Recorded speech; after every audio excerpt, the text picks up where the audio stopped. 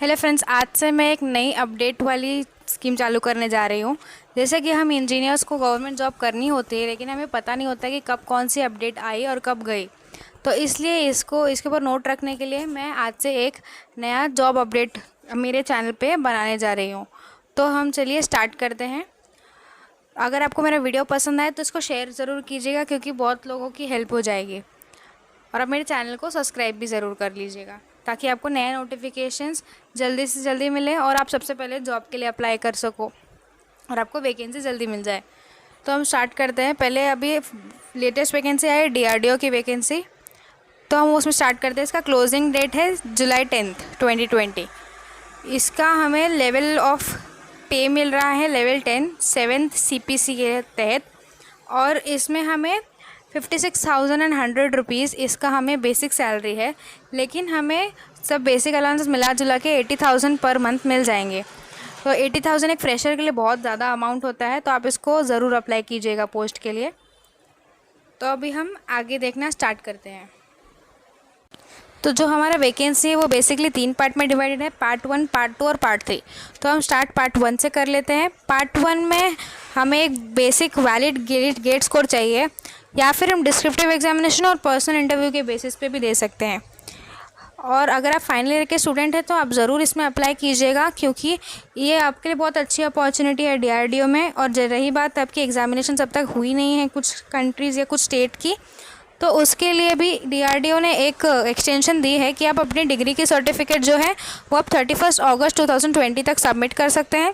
अगर corona virus ऐसे ही चलता रहा तो वो भी डेट आपकी एक्सटेंड हो सकती है, तो आप उसका चिंता मत कीजिए। और आपका अगर 60% एग्रीगेट है तो पूरा इंजीनियरिंग मिला के, या फिर 10 पॉइंटर का स्केल है तो 6.7.5 पॉइंटर आपका होना ही चाहिए एग्रीगेट, तभी आप एलिजिबल होते हैं DRDO में अप्लाई करने के लिए।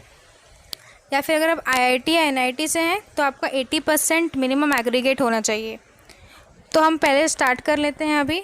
तो इलेक्ट्रॉनिक्स एंड कम्युनिकेशन इंजीनियरिंग है पार्ट 1 का पहला वैकेंसी। उसमें आपका जो क्वालिफ़िकेशन है वो बैचलर्स डिग्री इन इंजीनियरिंग है, या फिर अब अगर आपने IIT से की हुई है तो आप देख सकते हैं 80% एग्रीगेट मार्क्स चाहिए आपको।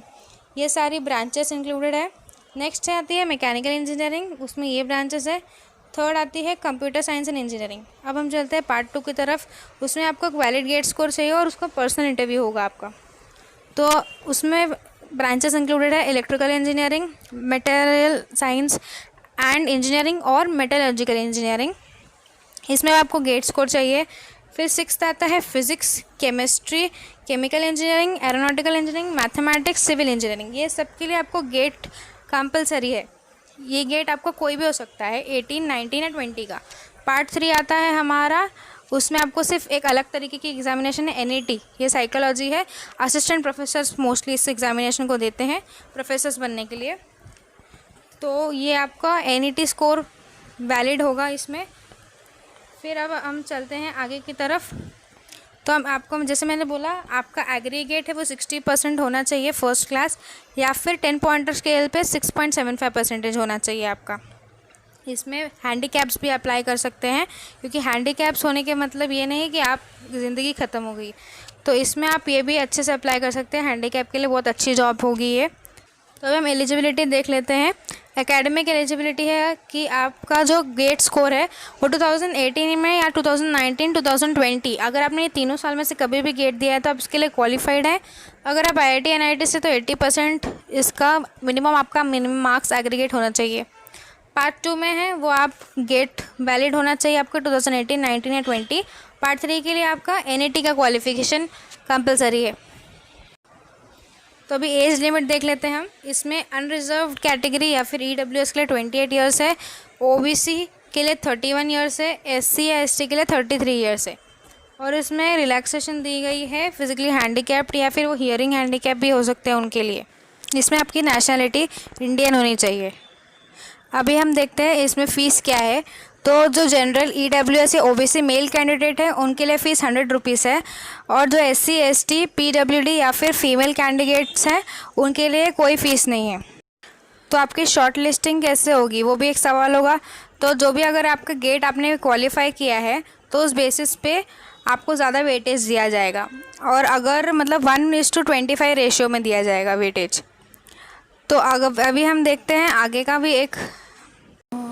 तो जो आपका डिस्क्रिप्टिव एग्जामिनेशन होगा वो जो इंजीनियरिंग सर्विसेज एग्जामिनेशन होते हैं आईएएस वाले, उसके अकॉर्डिंग होगा। यूपीएससी जैसे कंडक्ट करती है सेम पैटर्न में एग्जामिनेशन कंडक्ट होगा आपका, और ये मोस्टली अक्टूबर 2020 में होगा। तो आपका सिलेक्शन प्रोसेस कैसे होगा कि आधा तो आपका गेट स्कोर देखा जाएगा, और जो अगर आपने डिस्क्रिप्टिव एग्जामिनेशन दिया हुआ है तो उस पर भी आपको कुछ वेटेज दिया जाएगा इसमें। तो अभी हम सिलेक्शन क्राइटेरिया देख लेते हैं। अगर आपने पार्ट 1 में फॉर्म फिल किया है तो आपका 80% जो मैक्सिमम वेटेज है वो गेट स्कोर को दिया जाएगा, और 20% में ही डिस्क्रिप्टिव प्लस पर्सनल इंटरव्यू को दिया जाएगा वेटेज। अभी जो सेकंड पार्ट है उसमें 80% जो वेटेज है वो गेट को दिया जाएगा, 20% पर्सनल इंटरव्यू को। ऐसे ही एनईटी का भी है। अभी आपने जब देख लिया है तो आप जल्दी से जल्दी इस जॉब के लिए अप्लाई कर दिए और अपना चांसेस इसमें इंक्रीज़ कीजिए। आपका 10 जुलाई को लास्ट डेट है अप्लाई करने की। अब आप मुझे कमेंट करके बताइएगा कि आपको ये मेरी नई सीरीज़ कैसी लगी, और मैं ऐसे ही आपके लिए नए जॉब अपडेट्स भी लाती रहूँगी। Thank you for watching.